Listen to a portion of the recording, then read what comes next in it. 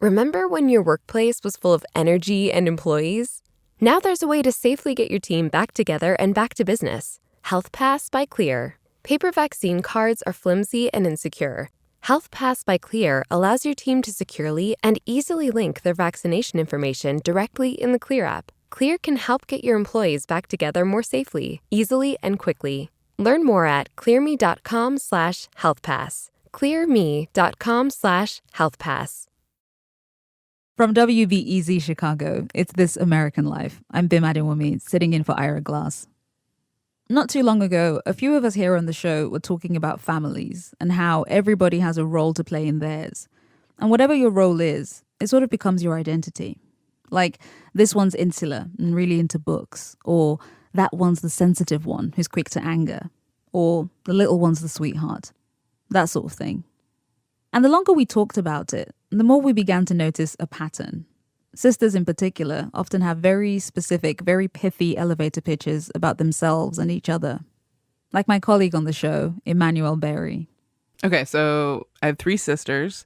My oldest sister is Danielle. She's like the rebel. She's the sister who moved out when she was a teenager. Then we have Elena, and she's like, I guess you could say like the diva. And then my youngest sister, Kiana, who's sort of like the wants to have fun all the time, like a little like wild, but not like too wild. She's fun. She's the fun one, I guess. Yeah. And when it came to Emmanuel's role, she said this thing, partly being funny, but also sort of seriously. I'm the favorite. Yeah, I'm the favorite sister. Huh. The best. Okay. See, that's overconfident right there. I was so sure that the story that my sisters tell about me is that I'm their favorite sister. Amazing. Like, it is so clear to me that I am each of their favorite sister. Okay, just and checking. No, I know it sounds like unbelievably cocky, but I really don't think it's coming from a place of cockiness so much as like in terms of our like personalities. I'm the personality that like can be the favorite. You know, nothing you're saying is making it better. No, I say that because I think I'm like the peacekeeper. So like I'm the one that gets along easiest with each of my sisters. You're like the character in the teen movie who's friends with the jocks and the nerds and the hipsters and the cool black girls and all that stuff. That's everyone. you? Yeah. Basically. Amazing. Okay. So, Emmanuel, I have to ask, in the interest of journalistic integrity, would your sisters corroborate the very specific idea that you have that you are their favorite? I mean, yeah. I think. I mean, I thought, but then I called my sisters. When I describe you to others? Yeah, like, is there a story that you tell about me, or is there like a Emmanuel is Well, I'm always like sister. my sister Emmanuel, who's like super smart. She has a super cool job in New York. It does kind of come down to like, this is so terrible, but Elena's the pretentious one. You're the ambitious one. Kiana's the one with the kid. I just always think of you as like the family boss. Like, I don't know, if we were a mob family, you would be the boss of this family. So when I asked my sister Elena, she's the second eldest, she's right before me, what's the story she tells to describe me? The first one that popped up, and I was like, it's not that flattering. But It's not that flattering. No, I mean, it was just the time that you punched me in the eye. You were like 4 at the time, right? Okay. So we were playing Pocahontas. Yeah. And I was the older sibling, and so I was going to be Pocahontas. You were younger than me. I mean, I always was playing some random side character or boy. Always. And so you played her best friend. And I just remember, and we were in a tent too, because we set up a tent in the living room, you know, and you were like, I want to be Pocahontas. And then you punched me in the eye.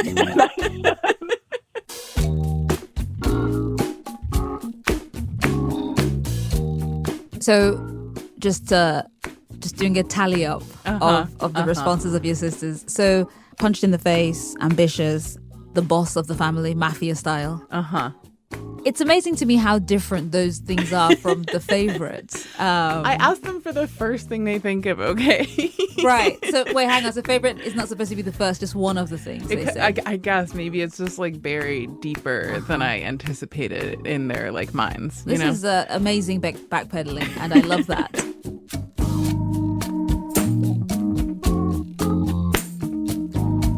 Okay, so they didn't immediately say she was their favorite, but she doesn't mind. Instead, what struck Emmanuel in these conversations was how it seemed like they all were telling the same stories, but with different entrance points, like a low-stakes Rashomon. I mean, Danielle's story, right, is about me being like the mob boss of the family, or that's the sort of like role that she holds me in. And the story I tell about her is that she left when she was a teenager. And it's weird because they're sort of connected in this way where like her leaving as a teenager kind of resulted in me having to take up some of that space and be maybe more of a boss, right? So it's sort of like action and consequences, like we're telling sort of the same thing. And then with my sister Kiana, the story she tells about me when we talked more is about how when we were in high school together, I tried to kick her off the basketball team. Hold on. That's a very casual way of saying something quite horrid. You what? Is it though? Is it horrid? I was the captain of the basketball team and she wasn't taking it seriously. Explain. She wasn't taking it seriously and I was very serious about basketball and she was just always goofing around and she never wanted to run. She'd always all of a sudden like have a cramp and she couldn't do the suicides. I absolutely 100% love the air quotes. They really add something to the storytelling. And what's the story that you tell about her in relation to that? We went to Puerto Rico together for spring break when I was in college, my senior year.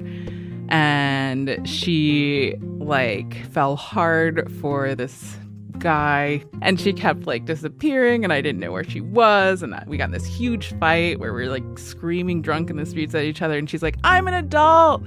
And I'm like, I'm calling mom and dad. Yeah, but at its core, it's sort of about how Kiana is always about. Kiana wants to have fun. Like at the end of the day, that's what it's about for her. Right, and you're sort of the fun marshal. A little bit, yeah. Right. I mean, I gotta keep her in line. Yeah, like a boss, like a mob boss. Yeah, yeah. I'm the boss, and like Kiana's the wild one, and we each sort of have like these labels, right? But they're also kind of outdated. Like my sister Kiana is like a mother, and I don't think she can drink a half a glass of wine without passing out anymore. Like a very, very different than Puerto Rico Kiana. Sure. But you sort of like, right, you get stuck with these roles from childhood. Like we're a weird ecosystem or something like that. And we all have a place. So like she's the fun one, so I can't be the fun one. Right. You can't have 2-letter A's. Yeah. In the alphabet. Even though you might make similar sounds, I feel like you're all such distinct letters. And each one has to kind of fit in. Yeah. In this sort of like world that we've created as sisters.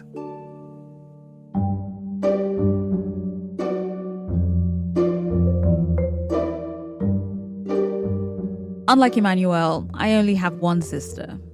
But if I had to define myself, like if someone asked me about the foundational underpinning of my identity, among all the many things I could say, that I think in paragraphs or that I tend to cheerfulness over melancholy, before all of that, the thing that I would say is that I'm Ade's little sister. She's 3 years older than me, the kindest person I know, my best friend.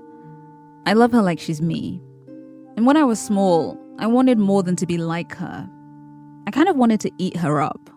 Just consume her. I was obsessed with her, but like in a healthy way.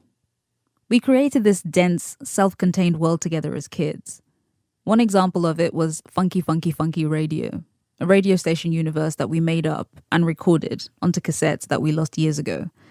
We did news and current affairs and human interest stories and sports, specifically horse racing, with the twist that in this world, the horses could talk and they all had very different personalities. My sister was basically the station manager. She directed our work, like she directed my life at that age. Funky Funky Funky Radio was completely for us. We'd play it back to ourselves and give notes on what we could do better next time. Sometimes we played it to our dad. But it wasn't for him. It was an exercise in sisterly world building. Being a younger sister is how I move through the world. I'm the second one, the younger one, the littler one. I'm aware of all the cliches, that they're annoying, attention hogs, the ones who get to mess up, a whole box of behaviors. Even so, with the noted exceptions of Amy March and Lydia Bennett, I reserve my biggest love for almost every literary or pop culture little sister. Serena over Venus, Marianne Dashwood over Eleanor, Sasha Obama over Malia. I'm the second of 4, so that means I'm a big sister too, to 2 brothers whom I love very much, Demola and Dapo. But that fact, the fact that I am also 2 other people's older sister, is so secondary to that first fundamental identity that I have. I'm the little sister. Maybe it's because my sister knew me before I really knew myself. I got to meet my brothers when they arrived in this world, but Ade, she was already a fact.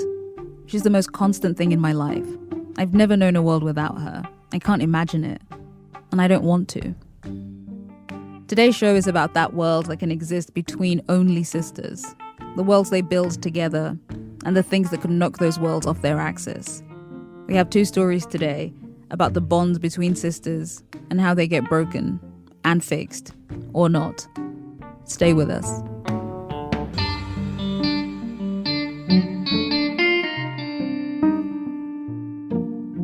Sister Act 1, Cindy and Diana. We start today with sisters Cindy and Diana Carcamo. They're close. But recently, they've been struggling with this thing that happened when they were very young. For the first part of their childhood, they didn't know each other at all. Here's Cindy. My family's from Guatemala.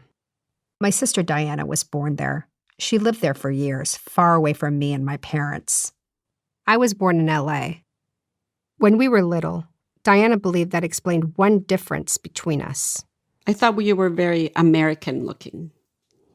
What she means by American looking is that I looked white.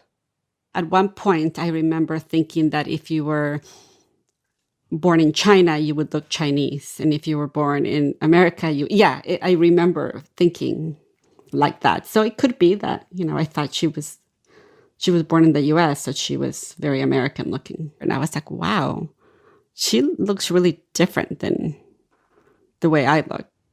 In Guatemala, like a lot of places, whiter skin is considered prettier. My lighter skin became a thing for us growing up. Like one time, a family friend Ricardo came to visit. He looked like the famous 80s singer, El Puma. So I remember him making a comment one time. I remember exactly where we were. We were at the entry of the house. And I remember him saying, "Oh, Cindy, you're so pretty. Oh, look at you." And then I remember him telling me, "Oh, your sister's so pretty. Oh, it's a good thing you're smart. I'm glad you're smart." And I was like, yeah, I am smart. And I was like, okay, that's kind of odd. But I knew very well, though, why you were prettier than me. To me, she was always so beautiful and great, so quick-witted, so good at managing everything, at reading a room. She always knew what to say. For as long as I can remember, I wanted to be like her. She was a responsible one. I was a space cadet. She was the neat one. I was the messy one. At one point, she put tape down the middle of the bedroom and told me to keep my mess on my side. All those things, I always thought, that's just who she is, how she is. Rigidly organized, high-achieving, her obsession with being perfect, always wanting to please. But while we were talking, it dawned on me for the first time that I had it all wrong. A lot of those traits had to do with her being separated from our parents. No, because I didn't want to disappoint them. Yeah, I knew I had to be a good girl, and I had to listen to whatever they said, and I had to impress them because I didn't want to be sent back. By sent back, she's talking about being sent to Guatemala. My mom and dad came to the U.S. when Diana was just a baby. My mom was a teenager. They were crossing illegally, and she worried it was too dangerous to bring her. It seemed irresponsible. So they left Diana with her grandmother, Chita. It was a cushy setup. They had a housekeeper who basically waited on Diana. They lived in a nice neighborhood. And anyway, my parents assumed they'd be back for her soon. She wouldn't end up joining them for years. It's only now that I'm beginning to put together a more complete picture of why that was and how much it shaped Diana and our family. For a long time, I knew the basic facts. Diana lived the first years of her life in Guatemala without my parents, and then she came home. But I never knew the full story. What was it really like for her? How did it affect her? What did she imagine about her life in LA? Sometimes you can be so close to people that this is the kind of thing you don't ask about. What was your idea of what mom and dad were like? I pictured her as this almost like professional career, beautiful woman. I knew she worked full time. And I remember them saying something about how she used to like design like fabrics. So I thought that was pretty glamorous. And I remember the way she dressed, like she wore these like kind of fitted shirts. And I remember looking at her and thinking, wow, she has such a beautiful body. I want to be like her. You know, she had this like cute butt. And I was like, oh my gosh, I don't have a butt. I want to have a butt like mama. Diana told me during the years apart, she would imagine what it would be like when she finally joined us. Like a lot of hugs, telling me that I was very special, that they loved me. And I thought I was going to be very special coming here, to the U.S., because they were finally going to have me. And I thought I was going to be like on this throne type of thing, because they had missed me so much and they were going to want to be with me.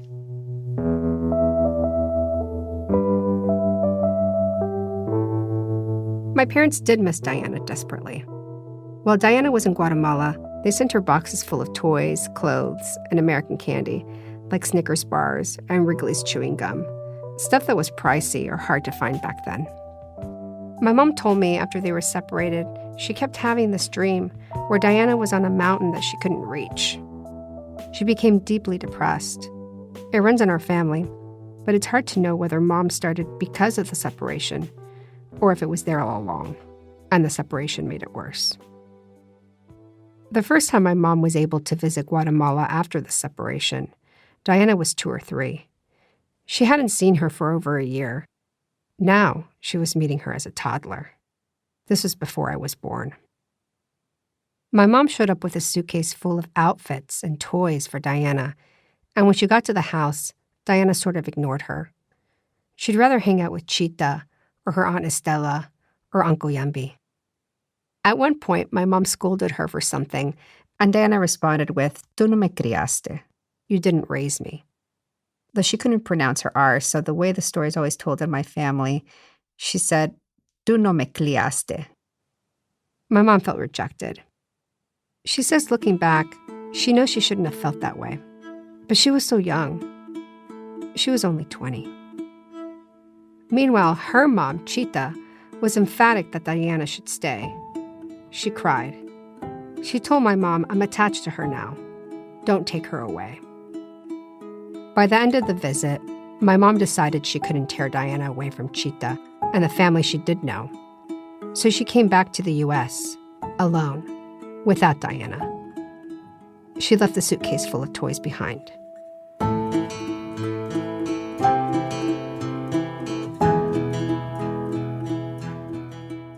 That scene, Mom going to get Diana, Diana staying in Guatemala, that turned into something that happened over and over.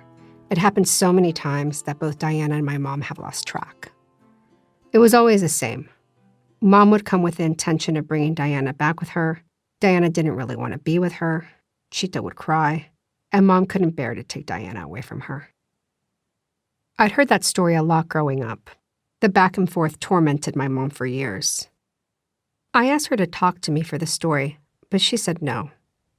She can't talk about this without crying, and that embarrasses her.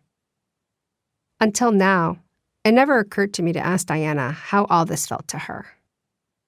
Diana told me the constant thing she remembers is my parents would come to take her, and the adults would start arguing. And it was really confusing. She wanted to go with Mom and Dad, but she didn't want to leave Chita behind either. And the adults around her weren't helping.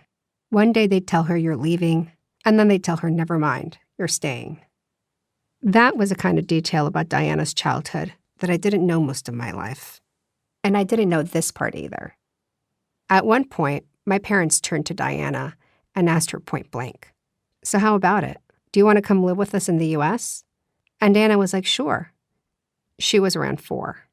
But then I remember the next day, Tia Estela saying, you shouldn't go. We love you here. You should really just stay here with us. Why do you want to go with them? They left you anyway. So it was that type of conversation. And then I remember mom and dad asking me again and me saying no. And then I remember mom and dad being very upset about that.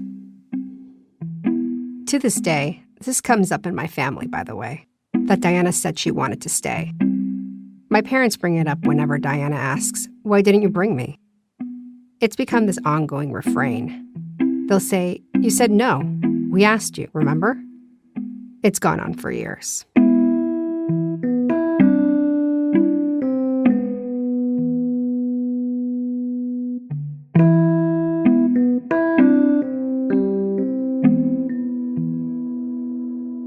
As a reporter, I've covered family separations.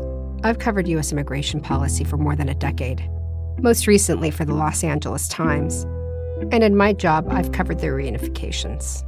Families in airports or at the border, hugging each other and crying. Teenagers and moms, dads and toddlers, with toddlers looking stoic and distant. The whole range. I'm the reporter who goes up to them and asks them how they're feeling. For a lot of people, I think these scenes look like an ending, the conclusion of these stories. But I know they're not. They're just the beginning.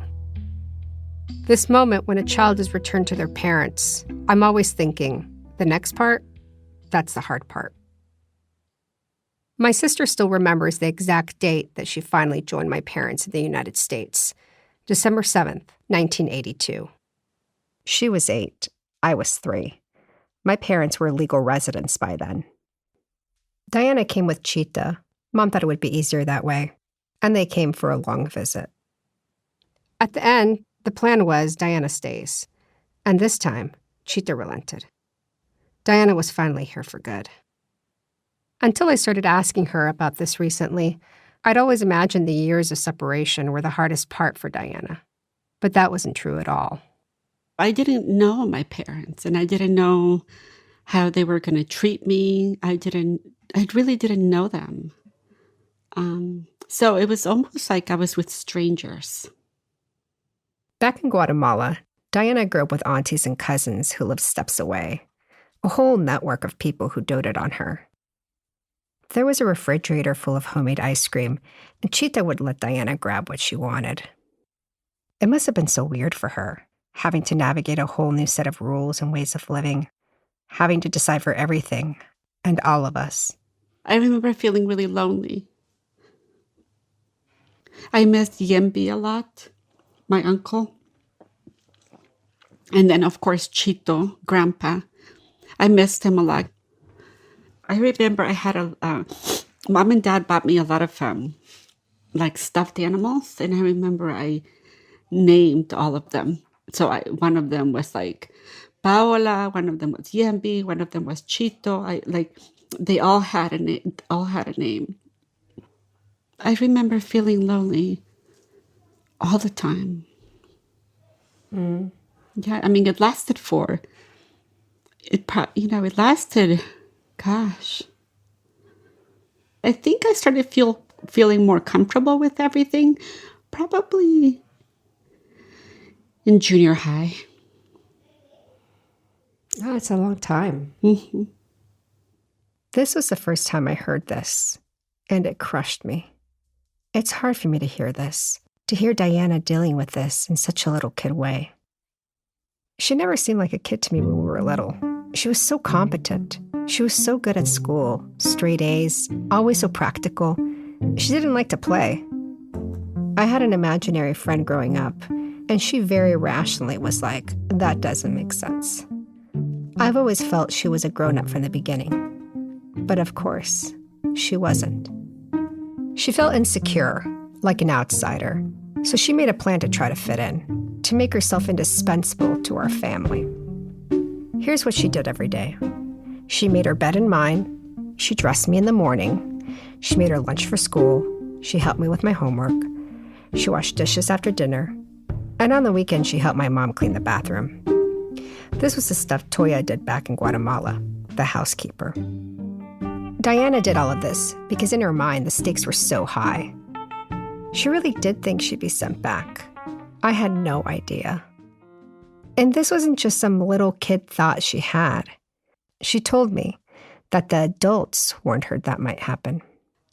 Just because I remember Chito telling me that I had to be really good, or because if I wasn't good, they could send me back. Ugh. Yeah. But Diana says she heard this from Archita too.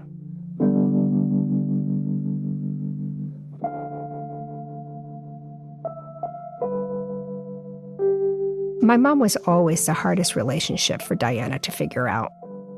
It didn't help that our mom's depression continued and went undiagnosed for years, so life with mom could be unpredictable. Anything would set her off. My mom was so fragile. She seemed constantly aggravated and anxious, and she was usually unsatisfied with anything Diana did. They'd argue over the temperature of the dishwater or the settings on the dryer, Diana being a little late when she picked her up from school. Always hanging around was the hurt my mom felt from when Diana had refused to come to the U.S., back when she was little. She would just get really mad and just, say things like I shouldn't have come here, or I just do things to upset her. Ever since I came to this country, I would just upset her, and I would do things on purpose to upset her. She said that to you, that you shouldn't have come here? Do you remember that? I mean, or was that something she said all the time? No, not all the time, but she would just say, ever since you came, you just do things to upset me, things like that. When did she first say that to you? Oh, I don't remember. It would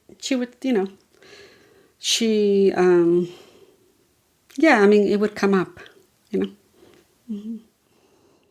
I mean, that would come up a lot, Another thing that would come up a lot was, well, you don't really love us. That's why you didn't want to come with us in the first place. I mean, stuff like that has come up so many times. I mean, it probably came up like not too long ago, probably me as an adult, like in my 30s, probably. Well, I remember when you didn't want to come with us. It's just like that stuff has come up all the time. It's nothing new. I had no idea my mom had said those things. It felt to me like that was just a harsh thing to say to a kid. Here, holding something against Diana, this thing she said when she was so little. But I also realized how much of a scar that was for my mom. When we were teenagers, Diana was always so busy. I never got as much time as I wanted. It still is sort of that way. I have to book her in advance just to hang out with her. I never really understood it, but it makes more sense now. How Diana kind of turned away from home and started throwing herself into work. She got her first job at 15 so she could pay her own way more and help the household. When she was in high school, it seemed like all she did was study. College, too. She had a full load of courses and a couple of jobs. Well, yeah. Why did you feel you had to be the perfect kid? I don't know. I don't know. I just wanted mom and dad to love me. I got here late, right? I got here when I was 8 years old. They didn't really have a relationship with me. So I wanted them to love me. When Diana said I got here late, it just cut me apart. It's like she's blaming herself. Like she had an appointment and she messed it all up and showed up late.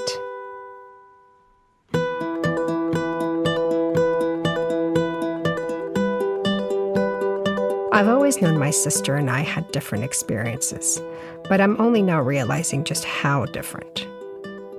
Recently, I noticed, for example, that my mom has always used with me the less formal and more intimate form of vos. Diana, instead, has always been addressed as usted, which automatically puts a distance between them. I talked with my mom about this, and she said she didn't consciously do it. I believe it. But looking back, she also said maybe she did that because, ever since the separation, she's felt Diana no longer belonged to her. Also, in almost every sibling squabble, my mom took my side, which turned the three of us into this uncomfortable little triangle. The two of them would fight so much, I'd get anxious and try to play the peacemaker. It didn't always work. They yelled at each other, got mad at me for taking the other side, and it ended up feeling like I let them both down in some way. The older we got, the worse it felt. As we were talking, my producer Nadia Raymond asked Diana if she could think of examples of how she and I were treated differently. She had a hard time deciding where to start. Okay, well, first, they bought me a car, and I was expected to pay car insurance. Cindy got a car. Cindy got her car paid for, her insurance paid for. Whenever I needed an oil change, I took care of it. I changed the tires. I did everything. Whenever Cindy needed an oil change, Dad would go do it for her. In college, I had to pay for school.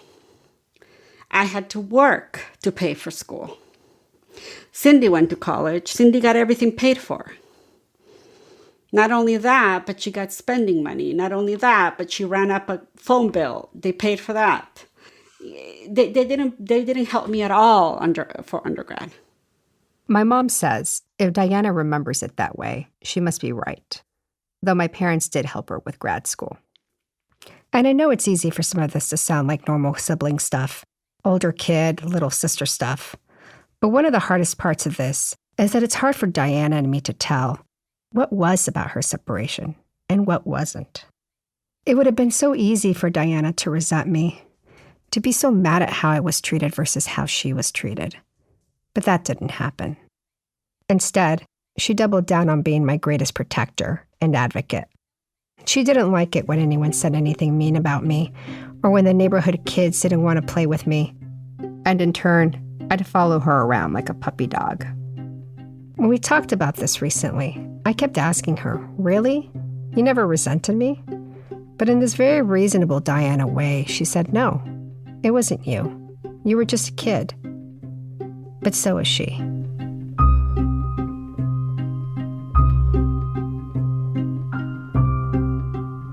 The way the separation, our beginning, has shaped the rest of our lives. Sometimes we forget about it. Sometimes we're caught off guard by it. But it never goes away. 11 years ago, Diana had a son, Pablo. Soon after Diana gave birth to him, Mom came to stay with Diana to help her out.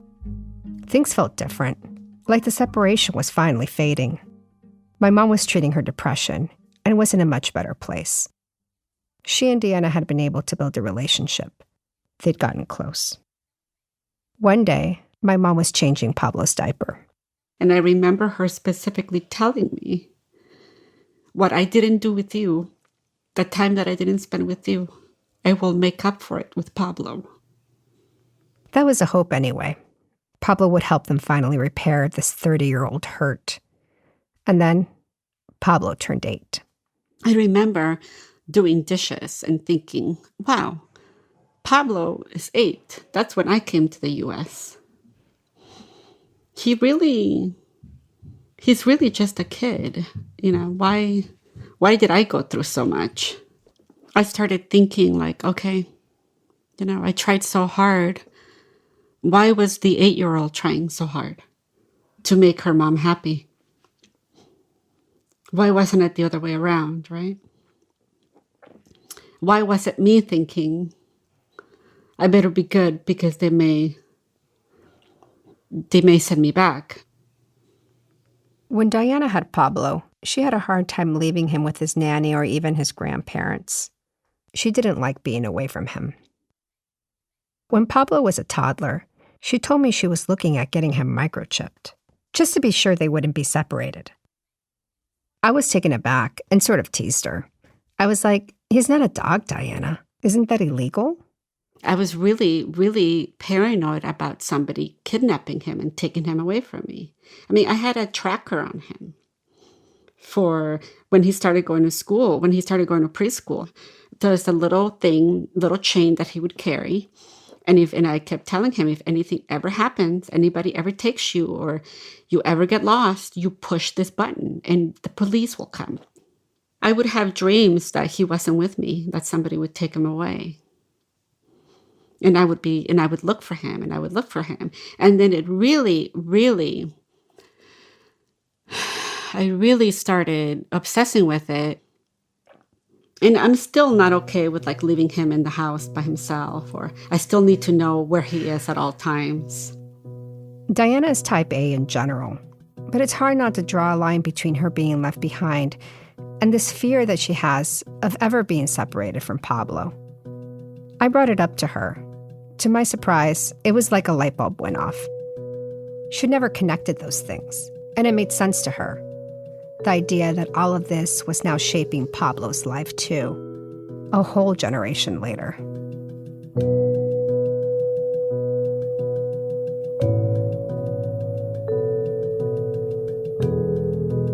Two years ago, there was something of a reckoning in my family at my birthday. It started out as an argument about family history, like about my paternal grandmother's politics, but it became about all of this. Everything Diana was feeling exploded. She finally told my mom how she felt, how she hadn't been treated fairly since she was little. She talked about feeling lonely. She said she still felt like she needed to please Mom and never could. My mom apologized. She asked for forgiveness, but Diana was so angry. Things haven't been the same since.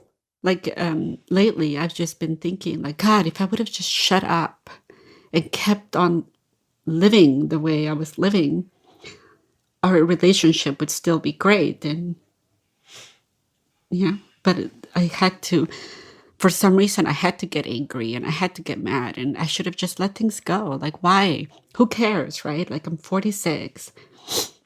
I've succeeded in life. Why? Who cares? I should have just let things go. Why did I have to bring things up that I wasn't supposed to? So do you regret it? I do regret it. Oh, really? Yeah, now I do. What do you think you ultimately want from Mom? I just want her back. I just want us to have a relationship. But what does that mean, though? Because I want us to be close. I want her to visit Pablo. I want her to give Pablo the time and the love she didn't give me.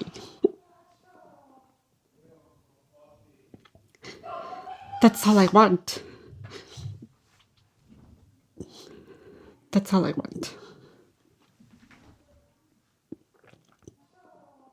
At that birthday, during that fight, I did something I really hadn't done before. I changed my role.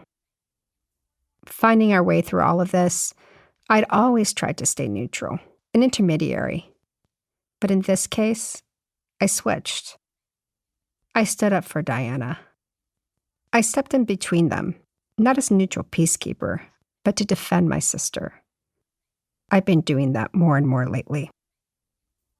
Recently, I was reporting on talking to a bunch of moms at the border in Tijuana. They worried they'd be separated from their kids. I got really upset and kept thinking about Diana, about how she was left behind for so long. So I called her. I felt compelled to tell her what I'd seen. She said she just felt awful for those mothers and their kids. Then I called my mom. She told me she thought I was irresponsible for these mothers to bring their children with them. It was dangerous, she said, and she insinuated that some of the women were lying about why they were leaving, that this was all a trick to bring kids on a journey they shouldn't be on, which, because of my reporting, I knew it wasn't true. It kind of infuriated me. And so I said, but Mom, these women don't want to leave their kids behind. You had to make a similar choice when you left Diana, and I don't think it worked out all that great. As soon as I said it, I felt badly. I still do. Mom was silent. She said, that's completely different. I knew it was a hard thing for Mom to hear, but I said it anyway. I felt I needed to stand up for Diana in a way, for what she'd been through. My sister and I made a promise to each other recently, that we're going to be there for each other no matter what. While we try to fix things with our mom, We're also making a new version of our relationship, where now I'm the one looking out for my big sister, Diana, protecting her as much as she always did for me.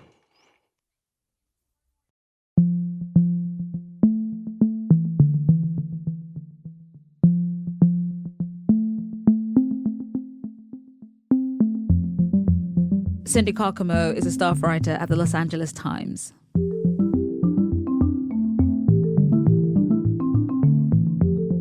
Coming up, Didi Da Pajuwa. We translate from sister to English for you. That's in a minute from Chicago Public Radio when our program continues.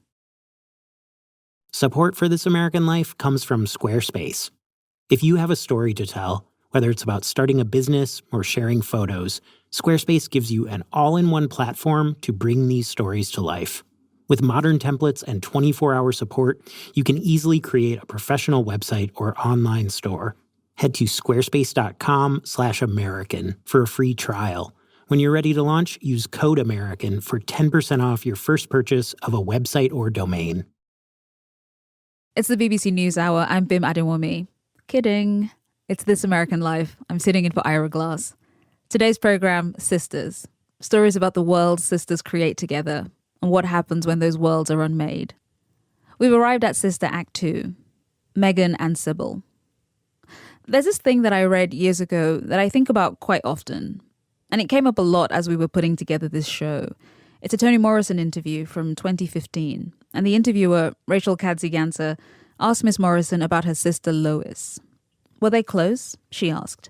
And apparently, Toni Morrison gave her an eye roll that she described as so sharp it chopped down the question and me. After a long pause, she gave her answer. My sister? I need her.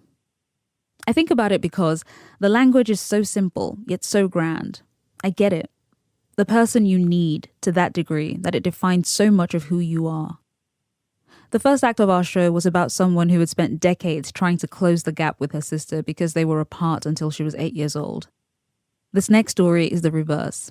These sisters, Meghan and Sybil Neuringer, were together up through 8. Their separation started when they were 9. Lily Sullivan has the story.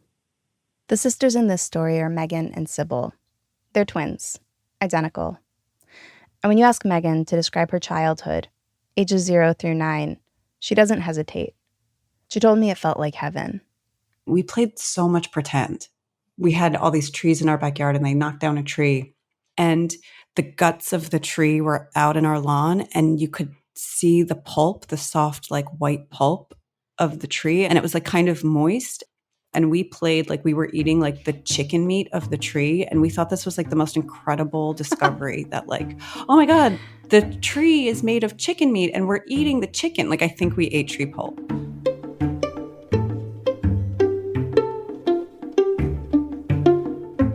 We had a song that we would sing with each other. And it was like our twin chant. And we would like sing it all the time. And we would just go, Didi da, pajuwa, Didi da, pajuwa. I have no idea what it means, but I know what it feels like. Huh. Because we did it in front of the mirror together. We like to see, it's funny, like there was something that's like occurring to me. We like to see ourselves as twins in front of the mirror when we did the chant. Like to see, oh my gosh, there you are and there I am. There I am and there you are, but you look like me and I look like you. And it's the same. Do you remember having like an opinion about her? Like, what did you think she was like? Oh, I loved her. It sounds weird, but it was like it was like my first foray into like romance, but it wasn't romance, but it was like pure love. I was like in love with my sister. Sybil died when they were 9 years old. And it's only recently that Meghan's really started talking about Sybil at all. For decades, it's been too hard. It wasn't only that she died. It was also the way that they were separated. It was really sudden. She told me it was September, the beginning of 5th grade. The school day had just ended. They were walking with a group of kids and stopped at a hot dog stand. And while we were at the stand, I don't know why, Sybil just ran across the street. And when she ran across the street, she got hit by a car.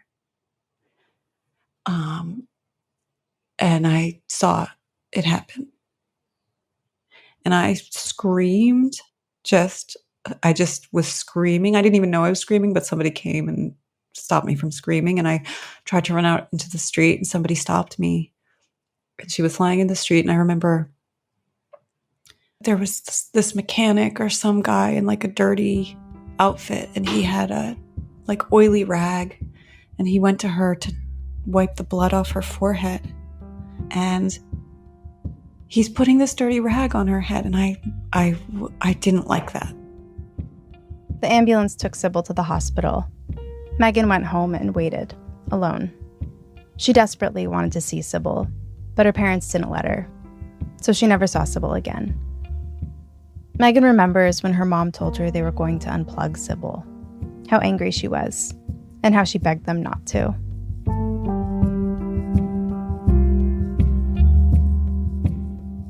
If your sister is your whole world, what happens when she's gone? I was born with Sybil. There was always Sybil. And so when she was gone, I felt so weird. That's the word. I just felt like, this is not right. Without Sybil, Megan really didn't know who she was or who she should be. So she started inventing ways to keep Sybil around. This is sort of where I was like, I have to do something really exceptional and remarkable with my life. I'm responsible for whatever Sybil didn't get to have, so I'll live that life and I'll live my life and I'll combine them, and it's going to be like ultra Megatron life. All the pressure was on for me to have the most amazing life of all time. I had to be the best. Had you been like that before? I don't think so. No, I was pretty messy. Every teacher, when you'd get reviewed for how Megan was in class, was like, Megan is exceptionally bright, curious, great kid, not a perfectionist, sloppy, very undisciplined. She became disciplined. She also started doing all the things Sybil was no longer doing, the things Sybil loved, like her ballet classes. Sybil had loved ballet. Megan had quit years earlier. Too strict. The leotards were too girly for her, and it bugged her how the teacher would always be telling her to pull her tush in. But after she died, I started taking ballet lessons, and I danced. Ballet and jazz, all of it. And I have to tell you, I didn't like it. I didn't like it. Sybil had written poetry, so Megan started writing poetry too. That one she liked, though, sitting at her desk in their room, composing in her journal, the way Sybil had. In my journal, I would write, we're going to make it. We're making it. We are. I wrote as we, me and Sybil. We're going to get an A on this test. We're going to ace the SATs. We have to make it. Making it. We are making it.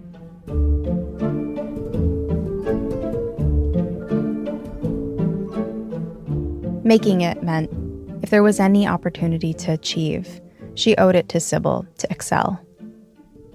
So a few months after Sybil died, there was this thing at school, the Presidential Fitness Award. One of those national fitness tests they made lots of kids do back in the 80s that everyone seems to remember with a sense of shame and failure.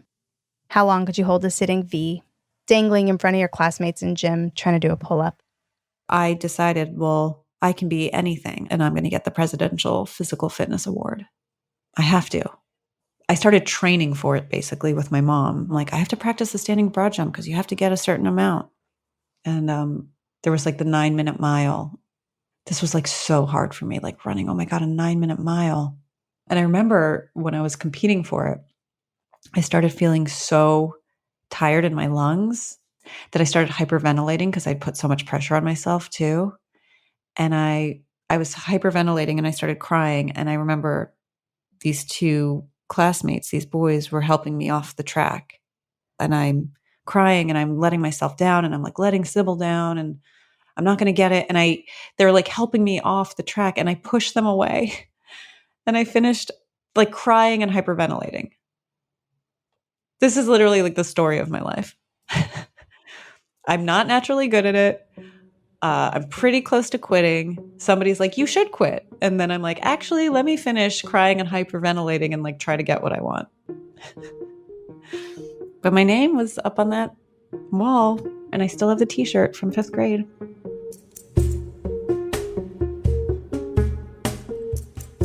That first year after Sybil died, Megan doesn't remember letting herself cry about Sybil. She didn't talk about her. She felt like if she started crying, she'd never stop. She'd cry so much that she'd end up in a mental hospital.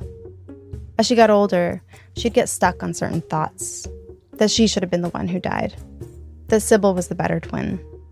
She often thought about killing herself, but thought, what an insult to Sybil. Her parents weren't much help with any of this. They talked about sending her to a therapist, but Megan didn't want to go. And they didn't force her. So they just never talked about any of it. Like, there was no, but what does Megan want? But what about Megan? Like, which is fine. Truly, like, my parents were living, like, a full nightmare. My parents were so sad. Everybody was so sad. And it was like, well, I can't be. She made a point of trying to act like everything was fine, to hold it together.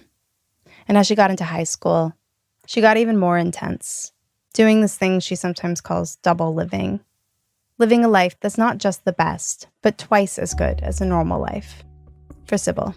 The destination was like to go to the best college and to have the best life. Making it. We were going to make it.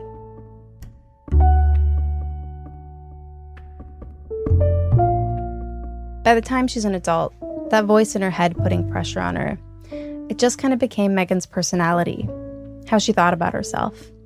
Like, I have to get this right. It has to be perfect. It can't be stupid. It can't just be fun. It has to mean something. So is this something you feel like you wouldn't have done if you weren't doing it for Sybil in some way? That's a really hard question to answer because I don't, like, who am I? Who am I if Sybil hadn't passed away? That's something I would love to know. But I honestly don't know because I don't know if this ambition would have been here in some ways anyway. Like, I really don't know. Yeah. What do you think Sybil would think if she were seeing you pushing yourself to do things that were painful for you like that all those years? Or what do you think she'd say? I understand your question. And I don't know why I always have this like instant reluctance when people ask me, what do you think Sybil would think or say? And other people have asked, and I think I get so just, it's not your fault. It's that I think I instantly get outraged that I have to answer for her. Oh, yeah. I don't like it. Like, I don't like having to imagine. I'm mad that she can't answer you. And I think maybe my reaction is just a little bit nuts. I think it's a normal question. Like, I think it's a really natural question. But to like try to imagine her reaction to adult Megan, in a lot of ways, she's frozen for me at 9. She is. Sybil's 9. She died at 9. Everything else is an invention.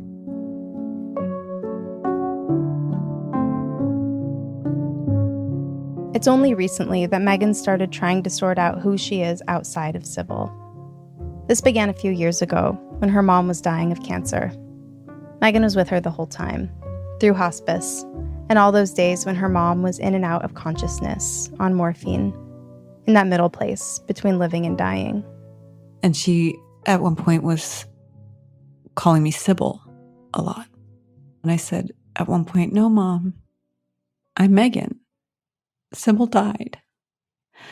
And she corrected me. And she said, no, Megan died. We lost Megan.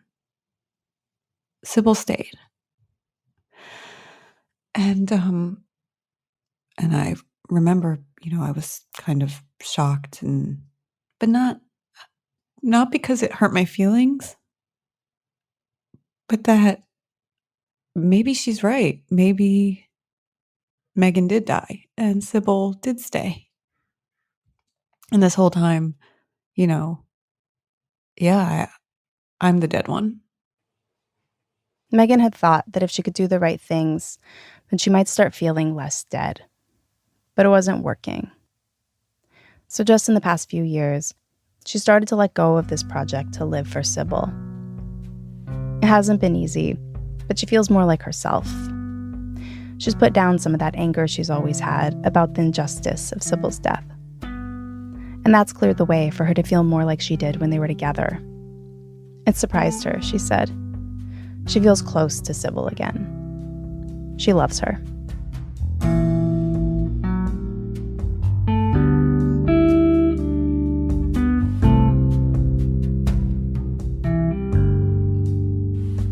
Lily Sullivan is one of the producers of our show.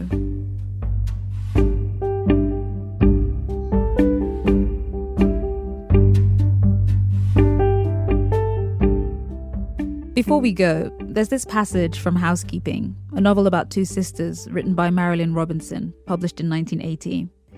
It nails something about sisters that I just really identify with. The kind of inadvertent performance sisters sometimes put on, that people notice and are drawn to. She writes, "Having a sister or a friend is like sitting at night in a lighted house. Those outside can watch you if they want, but you need not see them. You simply say, 'Here are the perimeters of our attention.' If you prowl around under the windows till the crickets go silent, we will pull the shades. If you wish us to suffer your envious curiosity, you must permit us not to notice it. Anyone with one solid human bond is that smug, and it is the smugness, as much as the comfort and safety, that lonely people covet and admire."